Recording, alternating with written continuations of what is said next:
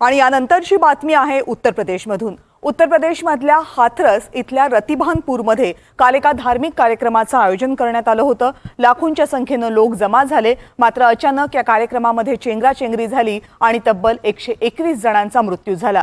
अनेक जण गंभीर जखमी झाले, ज्यांच्यावर रुग्णालयात अजूनही उपचार सुरू आहेत। 24 तास उलटून गेलेत तरी हाथरसमधल्या या घटनेची धग कमी होताना दिसत नाही। आमचे प्रतिनिधी रामराजे शिंदे आज जेव्हा हाथरसमध्ये पोहोचले त्यावेळेस त्यांनी तिथे काय पाहिलं बघूयात। एनडीटीव्ही मराठीची टीम हाथरसमध्ये घटनास्थळी पोहोचलेली आहे। आपण आपल्या प्रेक्षकासाठी दाखवतो की ही घटना कशी घडलेली आहे। हाच जो मंडप आहे जिथे सत्संग होता, आपण इथं पाहतोय। जे भोले बाबाची कार होती ती या रस्त्याने इथून बाहेर पडत होती आणि इथून बाहेर पडत असताना कार नंतर या रस्त्यावर आली होती आणि त्यावेळेस दुतर्फा दोन्ही लोक उभे होते आणि पलीकडल्या बाजूला म्हणजे की जिकडे पूर्णपणे शेती आपल्याला दिसून येते त्या बाजूला मोठ्या प्रमाणावर लोक जमलेली होती आणि त्याचंच कुठेतरी इथेच ही घटना घडल्याची आपल्याला माहिती मिळते।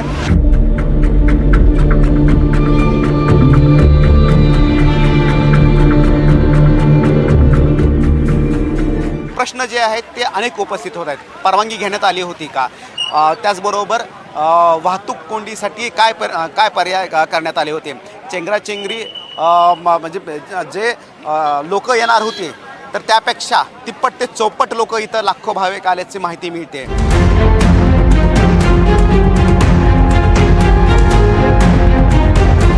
जो अनुमति थी, जितने लोगों की अनुमति थी उससे ज़्यादा भीड़ आ गई एकदम। तो प्रशासन क्या करता है इसमें?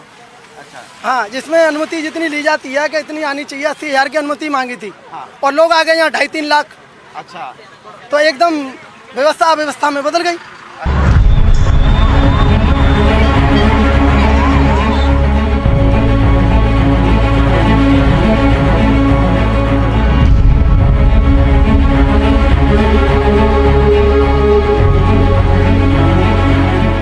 मुझे पता चला ये ऐसे भगदड़ में सिकंदर आउट तो वापस आया 2 बजे, तो यहाँ पे बहुत बड़ा जमा बड़ा इकट्ठा हो रखा था। तब तक प्रशासन का कोई यहाँ एक सिंगल व्यक्ति नहीं, एम्बुलेंस तक नहीं थी, कुछ नहीं था यहाँ। अच्छा, तो आपके भाई को कहाँ पे आपने ढूंढा? एटा मेडिकल, कासगंज मेडिकल, अलीगढ़ और अपना ये हाथरस, निधौली में भी देखा, प्राइवेट छोटे मोटे हॉस्पिटल सब जगह देख लिया, कुछ पता नहीं लग रहा।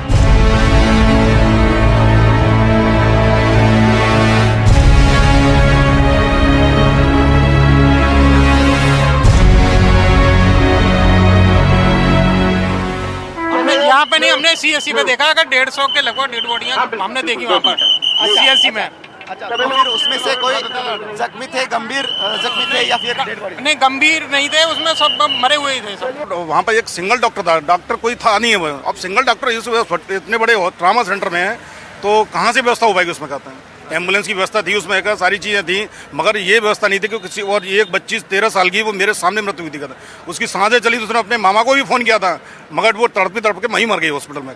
डॉक्टरों ने उसको कोई देखभाल नहीं की उसको। वो बिलसी की रहने वाली है, उसका मामा भी वहीं मौजूद था। कहते हैं डॉक्टर साहब को बताया, हमने DM साहब को बताया, SDM साहब सिकंदर को भी बताया कि भाई मैं क्या करूँ इसमें? कहता कोई व्यवस्था नहीं, मैं क्या करूँ इसमें? कहता SDM साहब का ये बयान था कि लाइट नहीं है, पंखे नहीं है, तो आप अपने घर से लेके आइए, ये व्यवस्था मेरा काम करना थोड़ी है। कहता सत्संगकडे निघालेले आहेत योगी आदित्यनाथ आणि सत्संगची अगोदर जागा पाहिली जाणार आहे, कारण किती मोठी जागा होती आणि किती लोक इथं बसू शकत होते। आणि मग अशा वेळी जर जास्त लोकांचं प्रमाण वाढलेलं असेल तर नियोजन जे आहे ते योग्य प्रकारे करण्यात आलं होतं का याचं संपूर्ण तपासणी केली जात आहे। आता पाणी संपूर्ण सर्वस्व ठिकाणी दिसते, कारण जिथं हा सत्संग झाला होता, मंडप लावण्यात आला होता, तिथं मोठ्या प्रमाणावर पाणी आहे। त्यामुळं रस्त्यावरच उभे राहून पाहणी करावी लागणार आहे मुख्यमंत्री योगी आदित्यनाथ यांना। जे बचाव कार्य आहे त्याचबरोबर जे रुग्णालयामध्ये ॲडमिट आहेत त्यांचे उपचारसुद्धा मोफत केले जात आहेत। मात्र जे दोषी आहेत त्यांच्यावर कारवाई केली जाऊ शकते का हे मात्र आता स्पष्ट होईल। राज्य सरकार ने तय किया है कि हम इसका एक जुडिशियल इंक्वायरी भी करवाएंगे और जुडिशियल इंक्वायरी हाईकोर्ट के एक रिटायर्ड जज की अध्यक्षता में होगी, जिसमें प्रशासन और पुलिस के भी रिटायर्ड सीनियर अधिकारियों को रख करके इस पूरी घटना की तह में जाकर के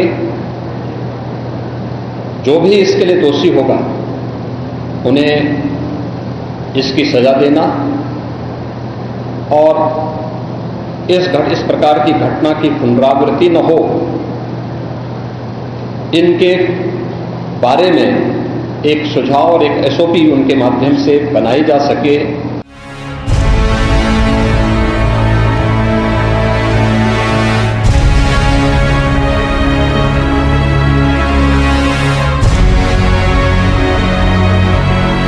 बिहारी के नंगला या गावामध्ये आपण आहोत आणि इथल्या इंद्रवती यांचा मृत्यू झालेला आहे या चेंगराचेंगरीमध्ये।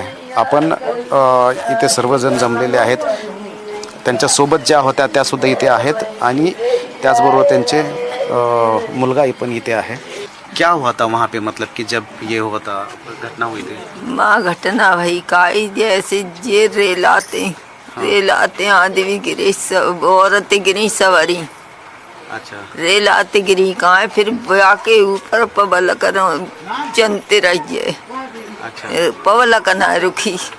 अच्छा। हाँ पवल का जब रोकी का है तब हम उठे लिखा रही, फिर हमने उठी देखी पानी भाभी मैंने कहीं बिने और डूरा सो गेला परी, एक पीछे परी दो जनी हमारे संग दो खत्म हो गई।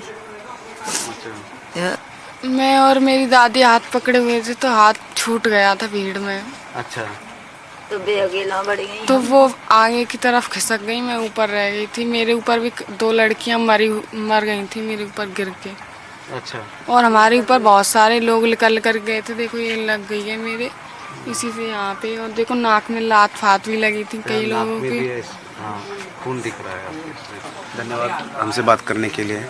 तो ये है कि जिनके घर में हादसा हुआ है, तो इसके लिए जिम्मेदार जो है वो कोई भी हो, वो चाहे प्रशासन हो या फिर उसका वहाँ के ऑर्गेनाइजिंग कमेटी हो, लेकिन इसके लिए जिम्मेदारी जो है वो तय करना ज़रूरी है। कारण त्याशिवाय यापुढे ज्या अशा प्रकारच्या घटना होणार आहेत त्या रोखता येणार नाहीत। रामराजे शिंदे, NDTV मराठी।